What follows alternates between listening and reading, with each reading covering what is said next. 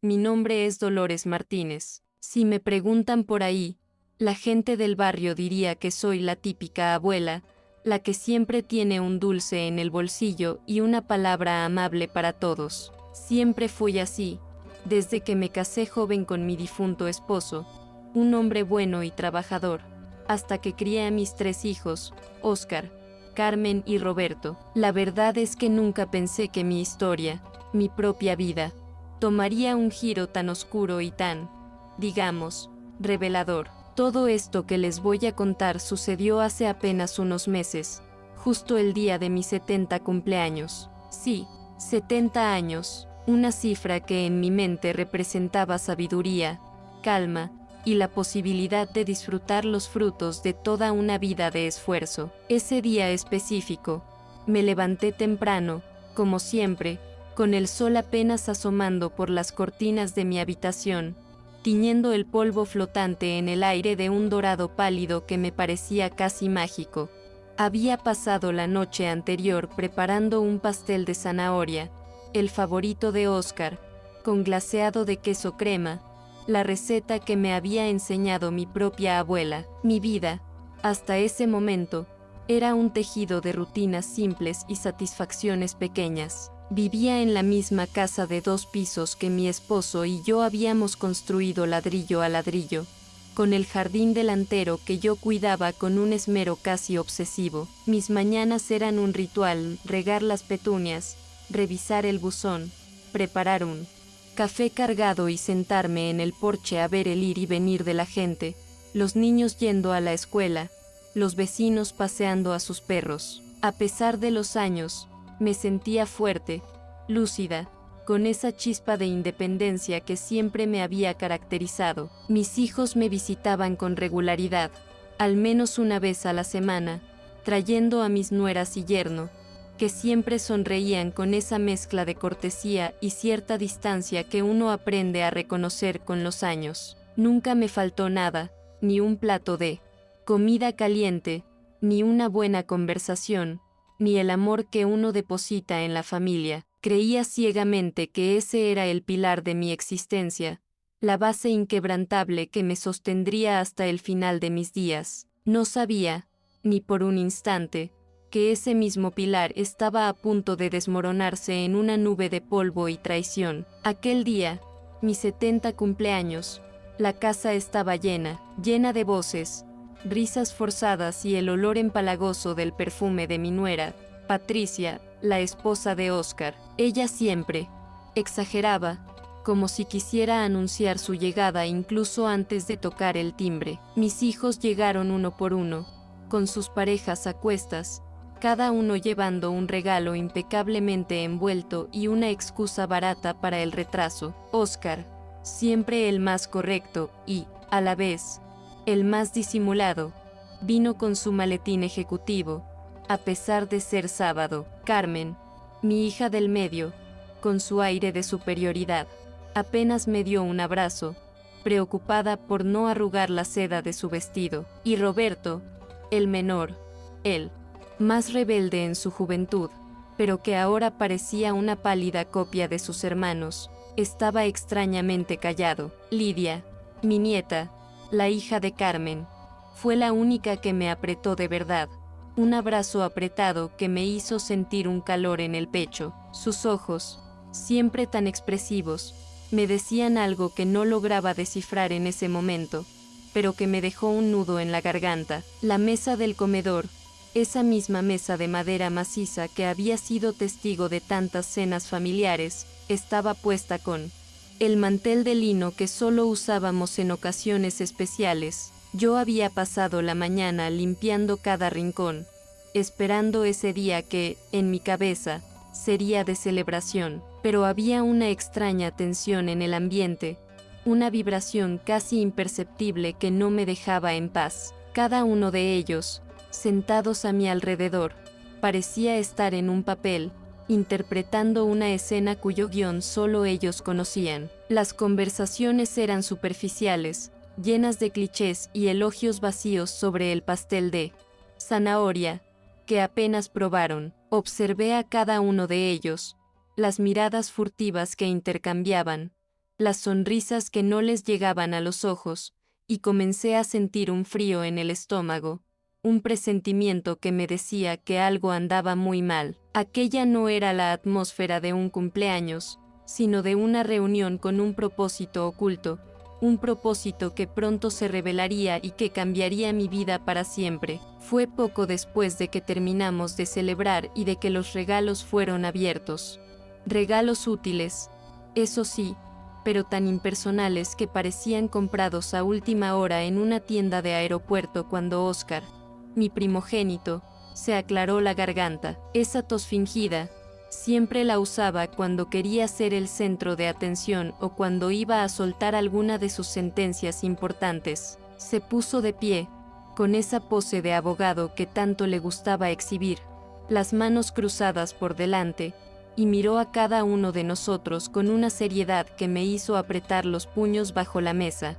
Carmen y Roberto lo secundaron, asintiendo con la cabeza como si estuvieran en una corte, listos para un veredicto. El aire de repente se hizo pesado, casi denso, y el pequeño zumbido del refrigerador en la cocina parecía amplificarse hasta volverse ensordecedor. Lidia, a mi lado, instintivamente me tomó la mano, sus pequeños dedos fríos buscando apoyo. No dijo nada, pero sus ojos me suplicaron que me preparara para lo que venía. Mamá, empezó Oscar, su voz inusualmente suave, casi melosa.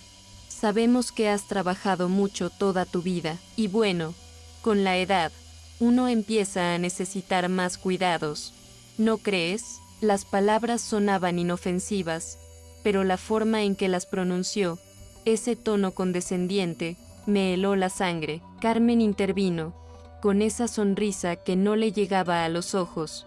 Sí, mami, nos preocupa tu bienestar. Hemos notado que a veces olvidas algunas cosas, pequeñas, claro, pero preocupantes. Y Roberto, el que yo creía el más sensible, asintió vigorosamente, añadiendo, y las deudas, mamá, las deudas de la casa, los impuestos, es mucho para ti sola. Cada frase era una puñalada, una acusación disfrazada de preocupación. De repente, mi pastel de zanahoria, el que había horneado con tanto amor, me pareció amargo. Entendí en ese instante que no estaban allí para celebrar mi cumpleaños, sino para sentenciarme, para despojarme de mi vida, de mi autonomía y de todo lo que había construido con tanto esfuerzo. Mi corazón empezó a latir con fuerza, un tamborileo furioso en mi pecho que resonaba en mis oídos. La acusación de olvidos me golpeó con la fuerza de un puñetazo invisible. Mis manos temblaban,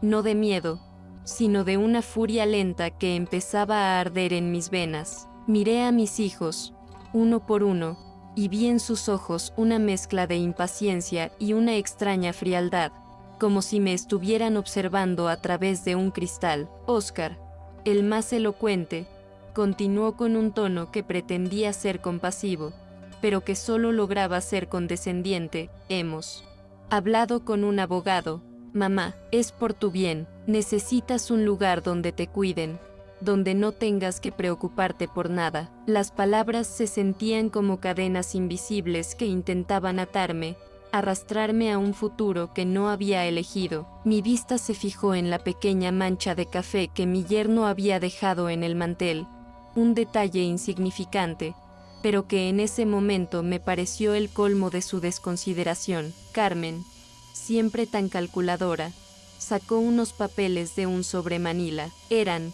documentos, contratos, supuse. Aquí tienes, mami, son los trámites para tu ingreso en Jardines del Edén. Es un lugar muy lindo, con jardines, actividades. La palabra asilo flotaba en el aire, no dicha, pero terriblemente presente. Jardines del Edén. ¡Qué ironía! Pensé en mi propio jardín, el que yo cultivaba con tanto esmero, y sentí un nudo en la garganta. Roberto, para mi sorpresa, no dijo nada, solo se limitó a evitar mi mirada, clavando sus ojos en la mesa. Ese silencio, esa cobardía, fue casi peor que las palabras de sus hermanos. Mi corazón, que hasta ese momento había latido desbocado, De repente se calmó, una calma gélida, la calma que precede a la tormenta. Fue en ese preciso instante cuando me di cuenta de que no solo me estaban despojando de mi casa,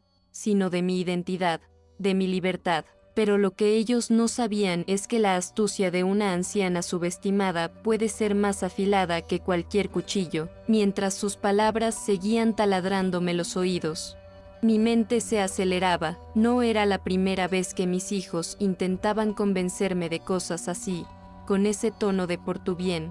Pero esta vez, la ejecución era impecable, calculada. Recordé la conversación con mi nieta Lidia, hace ya algunos meses, cuando me había advertido con susurros, casi con miedo, sobre cosas raras que había escuchado de sus padres. Abuela, ten cuidado, hablan de tu casa, me había dicho, con sus ojitos muy abiertos. En ese momento, pensé que era una fantasía infantil. Pero ahora, el rompecabezas empezaba a encajar de forma aterradora. La imagen de Lidia, con su cabello color caoba siempre un poco revuelto y sus pecas salpicando su nariz, se superpuso a la imagen desdibujada de mis hijos, sentados allí, esperando mi colaboración. La verdad es que no me tomó por sorpresa del todo. Desde hacía un tiempo, había notado cambios sutiles. La insistencia de Óscar en administrar mis cuentas bancarias, la repentina curiosidad de Carmen por mis joyas y los muebles antiguos, y las preguntas constantes de Roberto sobre si la casa tenía alguna hipoteca. Había sentido el peligro, esa intuición que te avisa cuando algo no anda bien, y había actuado en silencio. Meses atrás, había visitado a un abogado que me había recomendado una antigua vecina, doña Elena, una mujer de carácter fuerte que siempre me había dicho: Dolores, no confíes ciegamente ni en tu sombra. Había transferido mis ahorros a una cuenta secreta a nombre de Lidia, cancelado las tarjetas de crédito adicionales que mis hijos usaban para mis gastos y, lo más importante, había instalado cámaras de seguridad, pequeñas, discretas, casi imperceptibles, estratégicamente ubicadas para grabar cada rastro de sus verdaderas intenciones. Mientras ellos exponían su plan macabro, cada palabra que salía de sus bocas quedaba registrada. La pequeña luz roja de la cámara, escondida detrás del cuadro de la Virgen de Guadalupe en la sala, era mi testigo silencioso. Podía escuchar el eco de mis propias palabras en mi mente, las que había repetido a Lidia una y otra vez mientras instalábamos los dispositivos. Cada humillación, cada amenaza, debe ser capturada, mi niña. La verdad tiene que salir a la luz, no importa lo oscura que sea. Lidia, con su habilidad innata para la tecnología, había sido mi cómplice más valiosa, moviéndose por la casa como una sombra, colocando las cámaras con una destreza que me asombraba. Ella no cuestionó mis motivos, solo me miró con una lealtad que me conmovió hasta lo más profundo del alma. Recuerdo la última cámara que instalamos, una diminuta, apenas visible, en el perchero junto a la puerta principal. Lidia la había disimulado tan bien que ni siquiera yo la encontraba a simple vista. Esta es la más importante, abuela, me había dicho, con un guiño de complicidad. Aquí grabaremos la despedida, si es que te obligan a irte. La previsión de Lidia, su perspicacia, había sido mi salvación. Ahora, mientras mis hijos hablaban de mi declive mental y de la necesidad de internarme, yo ya estaba un paso adelante, observando su traición desarrollarse como una obra de teatro mal ejecutada, sabiendo que cada uno de sus gestos, cada una de sus mentiras, sería parte de la evidencia que les caería encima como un rayo. Sentía un frío en el estómago, pero no era el frío del miedo, sino el de una resolución inquebrantable. La voz de Óscar, que hasta ese momento había mantenido un tono sosegado, se volvió más cortante. Mamá, la casa ya no es tuya, hemos arreglado los papeles, y a partir de hoy pasará a nuestro nombre. Es una medida para asegurar tu futuro, ya que no puedes manejar tus finanzas adecuadamente. Las palabras me golpearon con la fuerza de un huracán, pero la astucia que había cultivado a lo largo de los años me impidió mostrar cualquier reacción. En mi mente, ya había visualizado este momento, había ensayado mi respuesta, sentí como la sangre me hervía, pero mi rostro permaneció impasible, una máscara de aparente confusión. Lidia, apretando mi mano con más fuerza, me transmitía un mensaje de apoyo silencioso, casi imperceptible para los demás. Carmen, con una sonrisa triunfal que me pareció grotesca, añadió: no te preocupes por nada, mami, nos ocuparemos de todo, tus cosas personales las empacaremos y te las llevaremos al asilo, las joyas, los muebles, todo lo demás, ya lo hemos valorado y se dividirá entre nosotros para compensar los gastos que has generado. La desfachatez de sus palabras me dejó sin aliento, pero no por sorpresa, sino por la crudeza de su avaricia. Mientras hablaban, yo ya estaba calculando cada paso, cada jugada. Sentía las punzadas del dolor de la traición, una herida profunda que tardaría en cicatrizar.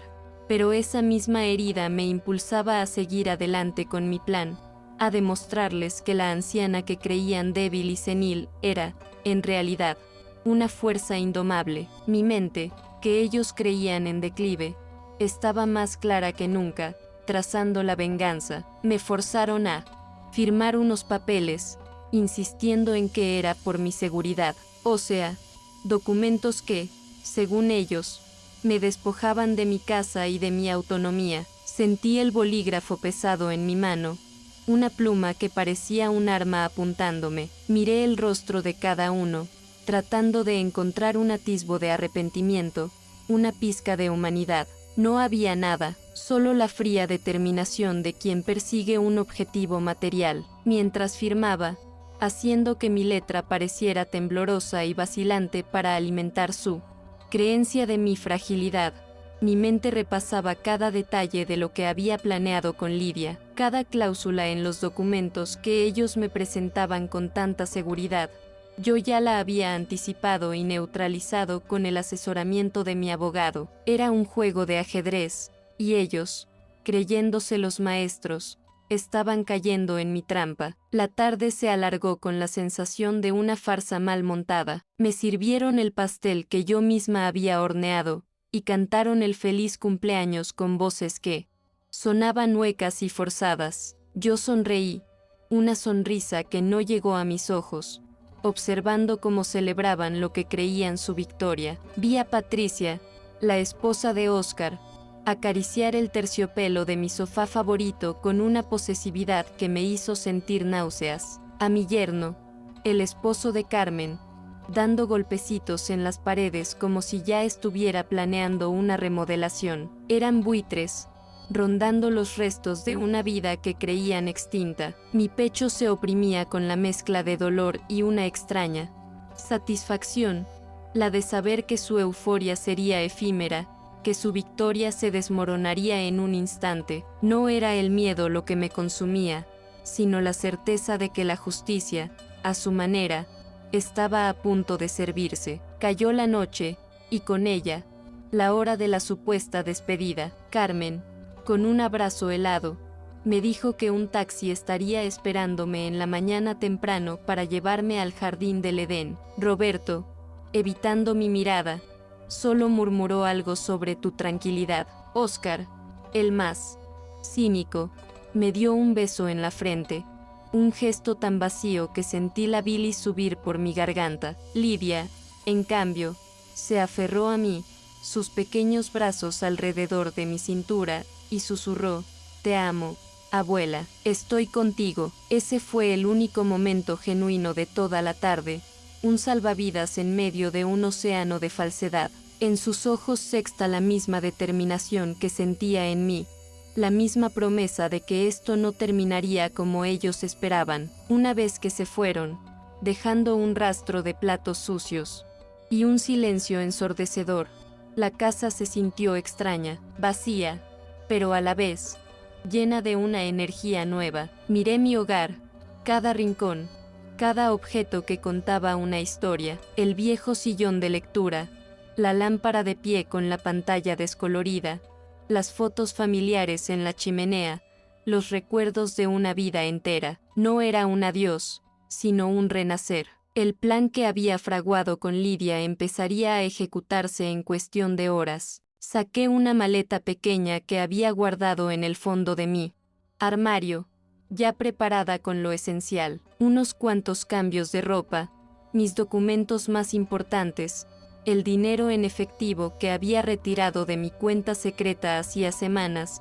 y una pequeña libreta con las direcciones y números de teléfono que necesitaría. Sentía una mezcla extraña de tristeza por el pasado y una emoción inmensa por el futuro. La casa estaba sumida en la oscuridad, solo interrumpida por la débil luz de la luna que se colaba por las ventanas. El tic-tac del viejo reloj de pared.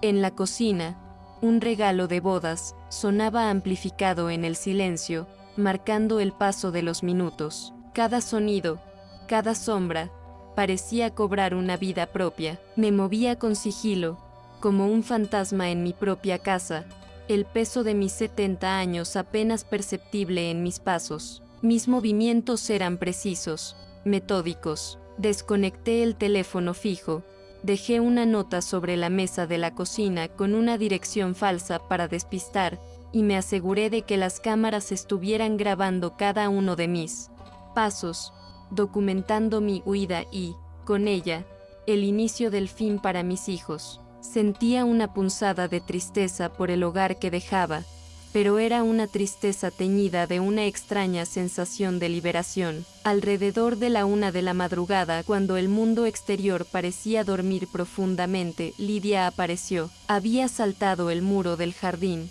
una habilidad que había perfeccionado en sus años de adolescencia escapando de sus padres para ir a fiestas. Llevaba una mochila pequeña y su rostro, iluminado por la linterna de su teléfono, mostraba una mezcla de nerviosismo y excitación. «¿Lista, abuela?», susurró, sus ojos brillantes en la penumbra. Asentí, una sonrisa apenas perceptible en mis labios. El aire de la noche era fresco, casi frío, y el aroma de las jazmines de mi jardín se mezclaba con el de la tierra húmeda. Era la última vez que sentiría ese olor en mi propio hogar. No había vuelta atrás, solo un camino hacia adelante, hacia una nueva vida que yo misma me había encargado de construir. Salimos de la casa con el sigilo de ladrones nocturnos, pero en realidad éramos liberadoras. Lidia cargaba la pequeña maleta que yo había preparado, y yo llevaba mi cartera,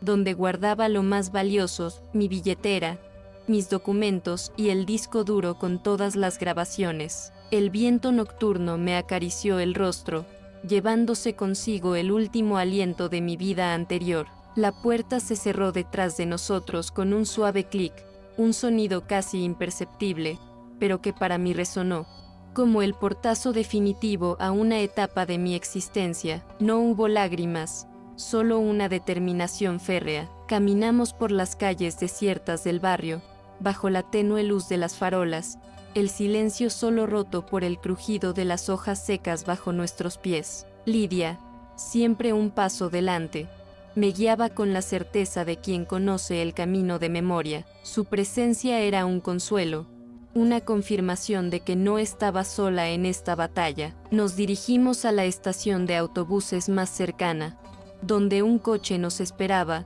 un servicio de transporte privado que Lidia había reservado con su propio dinero, ganado con trabajos esporádicos. Dentro del coche, me recosté en el asiento y cerré los ojos, sintiendo el leve temblor del motor. Era una sensación extraña, la de dejarlo todo atrás, de renunciar a años de recuerdos y objetos, pero a la vez, una profunda sensación de alivio, de estar un paso más cerca de la justicia que tanto anhelaba. El viaje en coche transcurrió en silencio, un silencio cómodo y cómplice entre Lidia y yo. Las luces de la ciudad se fueron haciendo más escasas, hasta que solo quedó la oscuridad salpicada por las estrellas. Sentía un hormigueo en los pies, una mezcla de cansancio y la adrenalina que aún corría por mis venas. Miré a Lidia, que dormitaba con la cabeza apoyada en la ventanilla, su rostro angelical bajo la luz de la luna. Era un recordatorio de que, a pesar de todo, había algo bueno en mi familia, una conexión genuina que me daba fuerzas para seguir adelante. Pensar en ella, en su lealtad, me daba la certeza de que mi decisión no había sido en vano. Llegamos al aeropuerto cuando el cielo empezaba a teñirse de un gris azulado, anunciando el amanecer. El bullicio del lugar, las voces, el ir y venir de la gente, me devolvieron a la realidad de mi nuevo comienzo. Lidia y yo nos abrazamos, un abrazo largo y silencioso que contenía todas las palabras que no necesitábamos decir. Sé fuerte, abuela, me susurró, sus ojos llenos de una mezcla de tristeza y orgullo. Le di las últimas instrucciones sobre dónde encontrar los documentos cruciales, cómo acceder a las grabaciones y a quién contactar si algo salía mal. Su pequeña mano se aferró a la mía, y sentí que le estaba entregando una antorcha, la llama de la justicia. La terminal de vuelos nacionales era un hervidero de gente, una sinfonía de anuncios por altavoces y el rodar de maletas. Me dirigí a la puerta de embarque con la cabeza en alto, el corazón latiéndome con una mezcla de ansiedad y una emoción que casi me hacía reír. No era la huida de una víctima, sino la retirada estratégica de una general. Mi boleto, comprado con semanas de antelación y bajo un nombre que nadie asociaría conmigo, era mi pasaporte a una nueva vida. Pasé por el control de seguridad con una calma que me sorprendió, el peso del disco duro en mi bolso como un talismán, un recordatorio de que mi plan estaba en marcha y era imparable. Una vez a bordo del avión, encontré mi asiento junto a la ventanilla. El sol ya comenzaba a asomarse, tiñendo el cielo de tonos anaranjados y rosados. Miré hacia abajo, observando cómo las luces de la ciudad se iban haciendo cada vez más pequeñas, hasta desaparecer por completo. No sentí arrepentimiento, solo una profunda sensación de alivio. La traición de mis hijos había sido un golpe devastador, sí, pero también había sido el catalizador que me empujó a retomar las riendas de mi propia vida. Sentí una energía renovada, una fuerza que creía haber perdido con los años. Aquel vuelo no era solo un viaje físico, sino un viaje hacia la libertad, hacia la justicia y hacia la certeza de que, a mis 70 años, aún tenía mucho por vivir y por demostrar. Durante el vuelo, mientras el avión ascendía sobre las nubes, cerré los ojos y reviví los últimos meses, cada detalle, cada conversación. Recordé la expresión de mi abogado, el señor Valdés,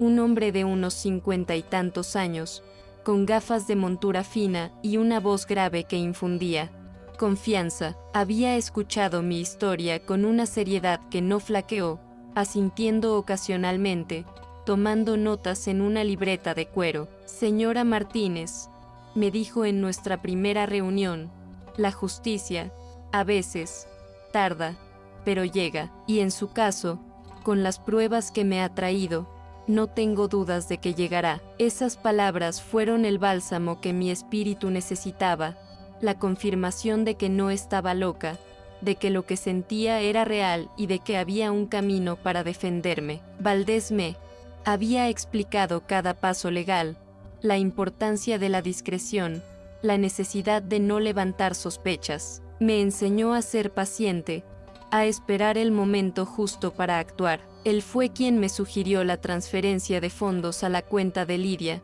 una medida legalmente sólida que mis hijos no podrían revertir fácilmente. Su nieta es su mejor aliada, señora, me había dicho. En ella hay una lealtad que no se compra. Sus palabras resonaron en mi mente mientras el avión se nivelaba y la voz de la azafata anunció que ya estábamos en altitud de crucero. La imagen de mis hijos, celebrando su victoria en mi casa, se desvaneció, reemplazada por la visión de un futuro incierto, pero que ahora sentía que estaba firmemente en mis manos. Pensaba en la expresión que tendrían mis hijos cuando descubrieran la verdad, cuando se dieran cuenta de que la casa que creían suya estaba vendida, de que mis ahorros habían desaparecido, de que sus planes se habían desmoronado como un castillo de naipes. Imaginaba a Oscar, con su perfecta compostura, perdiendo los estribos, a Carmen, con su sonrisa pretenciosa, transformándose en una mueca de incredulidad, y a Roberto, con su silencio, estallando en una furia contenida. Sentía una punzada de amargura, claro, por la traición, pero también una extraña satisfacción al pensar en el golpe que se llevarían al amanecer. El sabor de la justicia, aunque aún no se había materializado, ya empezaba a asomar en mi paladar. Mientras el avión surcaba el cielo azul, me visualicé en mi nuevo destino. Había elegido una pequeña ciudad costera, lejos de todo lo que conocía, un lugar donde nadie me conocía y donde podría empezar de nuevo. Ya tenía un pequeño apartamento amueblado, con vistas al mar, reservado con el dinero que había sacado en efectivo. Había planeado cada detalle con la meticulosidad de una espía,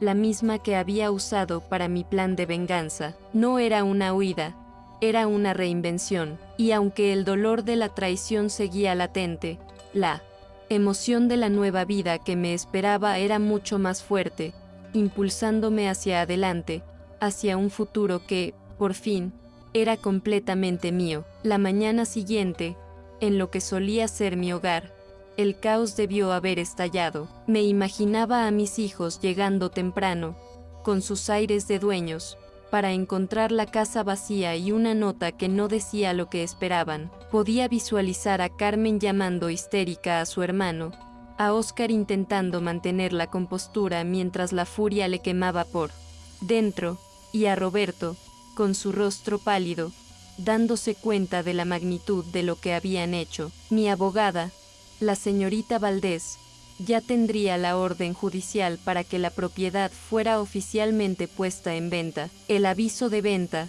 con su número de teléfono y el nombre de una inmobiliaria que ellos no conocían, sería el primer golpe de realidad. Mientras tanto, yo ya estaría instalada en mi nuevo apartamento, preparando un té caliente y mirando el mar. La sensación de distancia, de estar tan lejos de aquel infierno, sería un bálsamo para mi alma. Sabía que la noticia de la venta de la casa y el traspaso de mis ahorros a Lidia les caería como un balde de agua fría. Las grabaciones cuidadosamente editadas y autenticadas por mi abogado serían la estocada final, la prueba irrefutable de su avaricia y manipulación. Sentía un dolor punzante en el pecho al pensar en la ruptura definitiva con mis hijos, pero era un dolor necesario, el precio de mi libertad y de la justicia que tanto ansiaba. Era el fin de una era y el comienzo de una completamente nueva,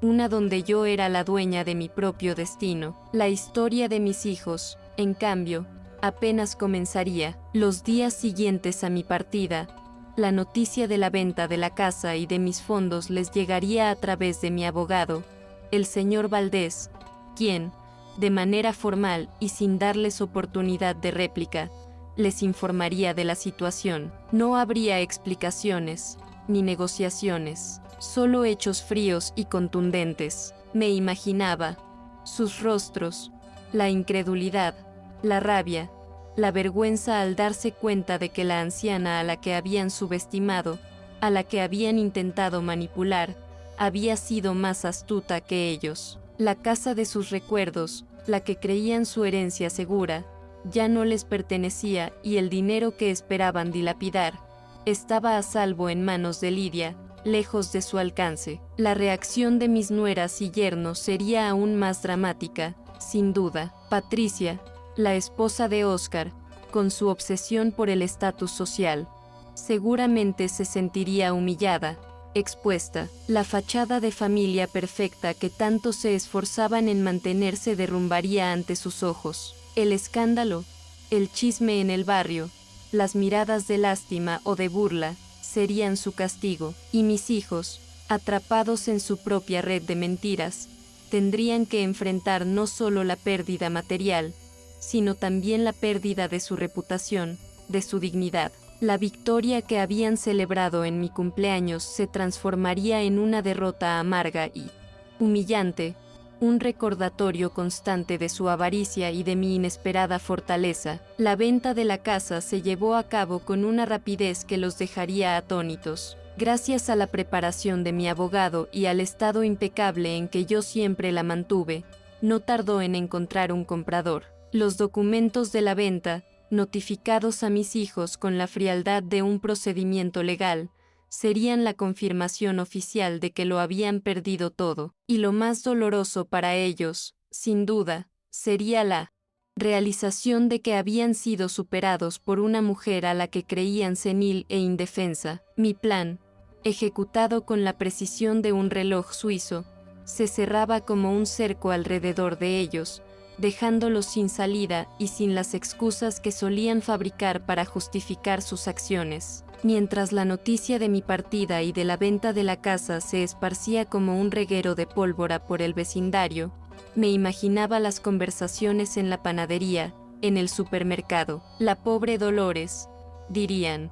Algunos, sus hijos la echaron, pero rápidamente, la verdad, esa verdad que Lidia se encargaría de difundir con la discreción que solo una adolescente puede tener, empezaría a cambiar la narrativa. Los vecinos que me conocían, los que habían sido testigos de mi generosidad y mi carácter, entenderían que algo más grande, más profundo, había sucedido. La piedad se transformaría en admiración, y la vergüenza recaería sobre mis hijos, que verían su reputación desmoronarse en una comunidad que siempre había valorado la honestidad y el respeto. La historia de mi superación no terminaría solo en la pérdida material de mis hijos. Pronto, las grabaciones que Lidia me ayudó a conseguir, aquellas que documentaban cada palabra de amenaza y humillación, llegarían a los oídos de sus empleadores, de sus colegas, de la sociedad en la que tanto se esforzaban por mantener una imagen impecable. Oscar,